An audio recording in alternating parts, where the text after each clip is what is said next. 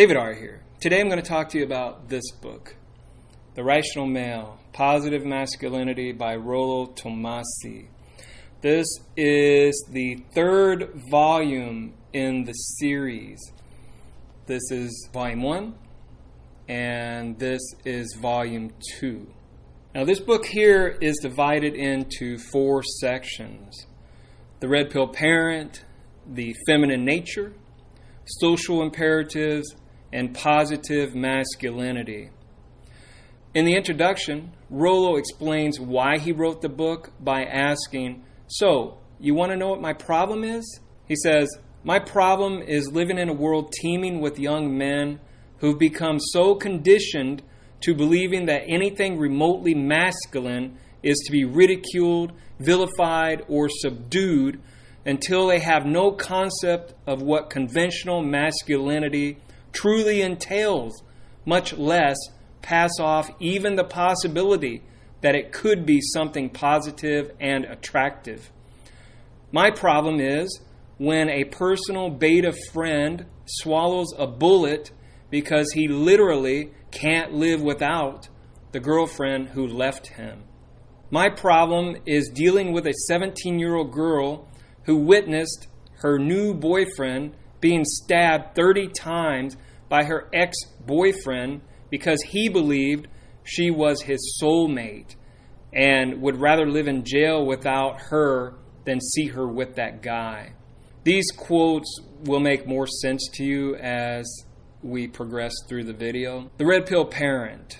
Rollo says there are 3 father archetypes. 1 is the deadbeat dad, 2 is the buffoon, and 3 is the abusive parent. The deadbeat dad is the baby daddy. He's the guy who is expected to man up and do the right thing after his girl accidentally got pregnant. These fathers themselves are the product of deadbeat dads. The buffoon is the archetype most consistently portrayed in popular media, sitcoms, movies. This is the dad that is so helpless and out of touch that he would be lost without his wife. He's almost like her oldest son. The third archetype is the abusive father preconception. Around Father's Day, this is the dad that gets the hate cards, but the mom is off the hook. No matter how bad she is, by default, she's still a saint, so to speak. A mother failing in her charge is negligent, but often forgivable, Rollo says. A man failing as a father is always perceived as selfish and evil. This leads me to the red pill father. This is the opposite of what I just mentioned. This person has to vet his woman before getting married or having children. He has to find out how many partners she may have had before him. Now, he'll probably never get an exact number, but he can, at least possibly get a ballpark figure. And you can't ask a woman directly. You can't say, "How many men have you slept with?" She'll just be like, "Well, not that many." Or she'll give you a number, but it'll be completely false. So you have to go about it in an indirect fashion. And that's what he says. He says, a woman's capacity to bond with a man is reduced with every sexual partner. This is a statistical dynamic. The more lovers a woman has prior to her marriage is proportional to her odds of infidelity and divorce. And he cites a survey that was done by the National Survey for Family Growth. This was collected in 2002, 2006 to 2010, and 2011 to 2013. And it's for women marrying at the start of the new millennium. The survey goes like this. Women with 10 or more partners were most likely to divorce. Women with 3 to 9 partners were less likely to divorce than women with 2 partners. And women with 0 to 1 partners were the least likely to divorce. Every sexual partner that a woman has increases her chance of becoming what's called an alpha widow. This alpha widow is a woman who has been emotionally damaged by a certain guy who happens to be an alpha. He is a former lover that's left an emotional imprint that even the most loving beta provider can't compete with. And it only takes one alpha to do this to a woman. Marriage runs a lot of risk, and there are no real advantages to getting married, at least not today.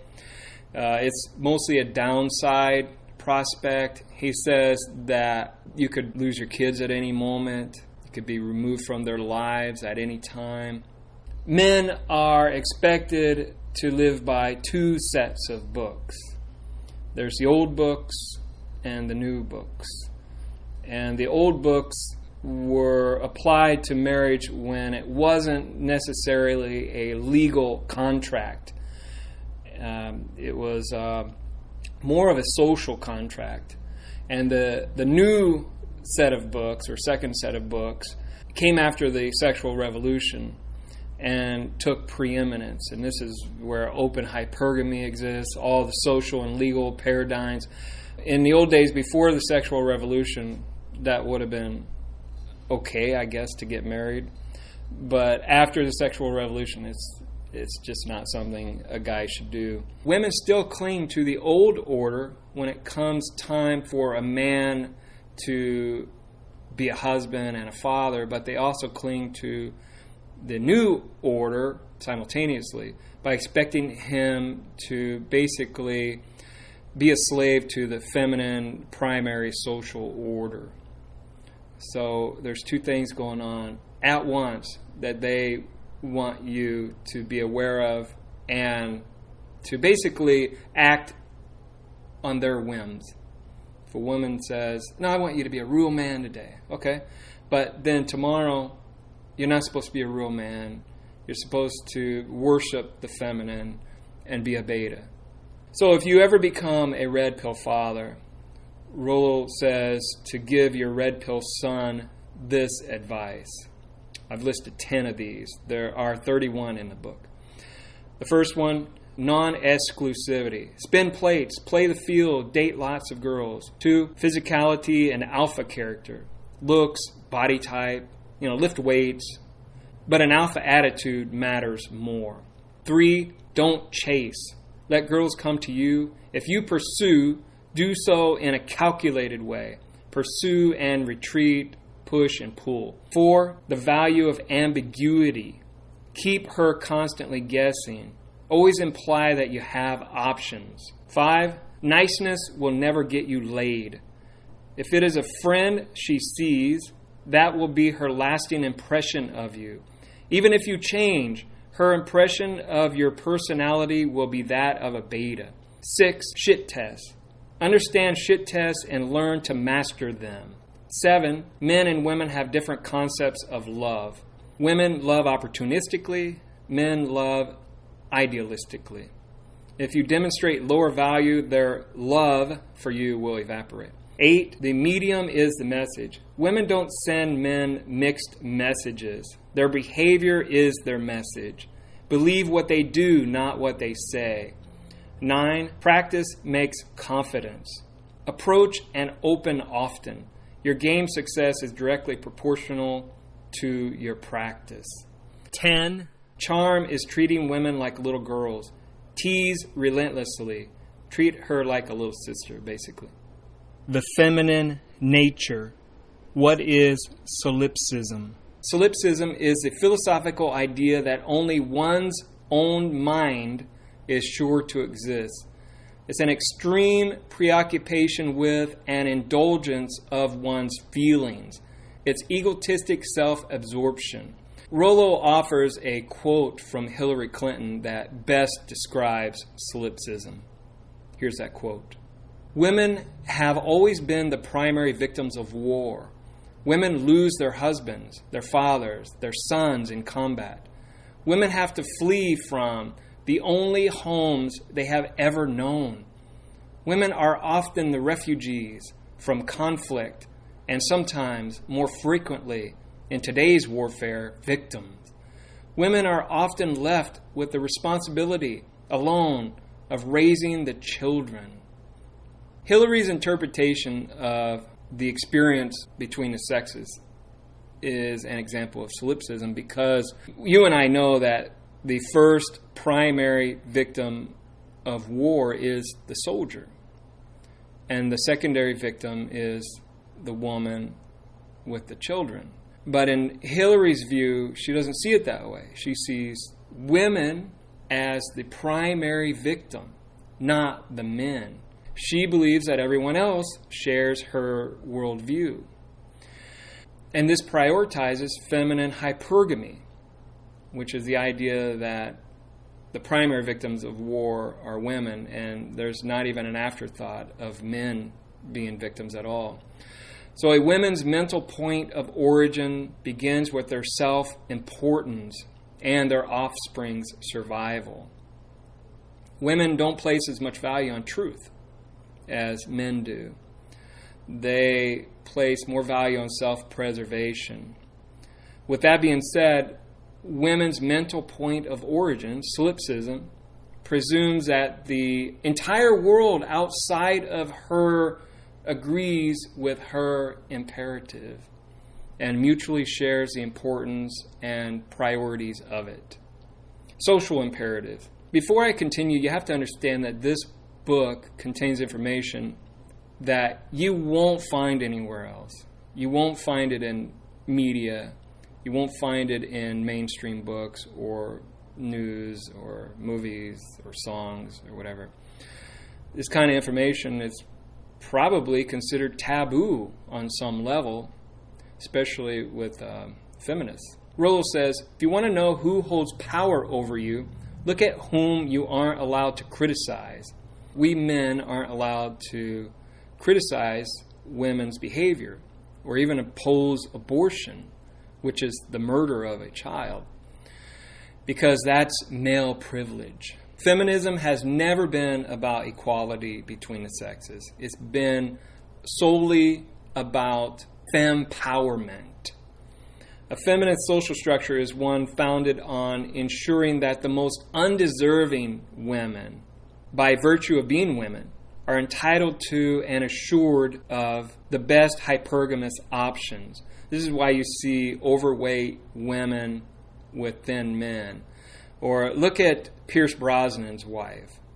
She is very large, and he is thin, or at least relatively thin.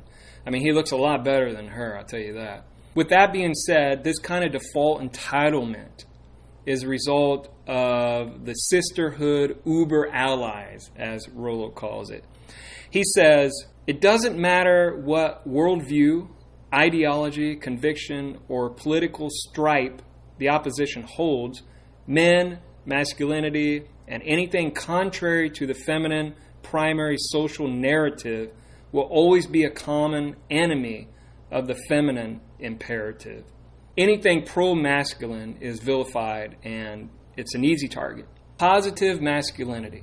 For this section of the video, I'm going to list 3 things that men can do.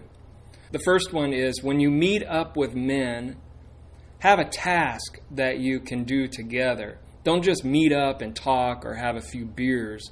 Men are better when they have something they can accomplish. Men do, women talk. The second one is up the alpha. Women's sexuality doesn't reward justice or goodness. It rewards strength.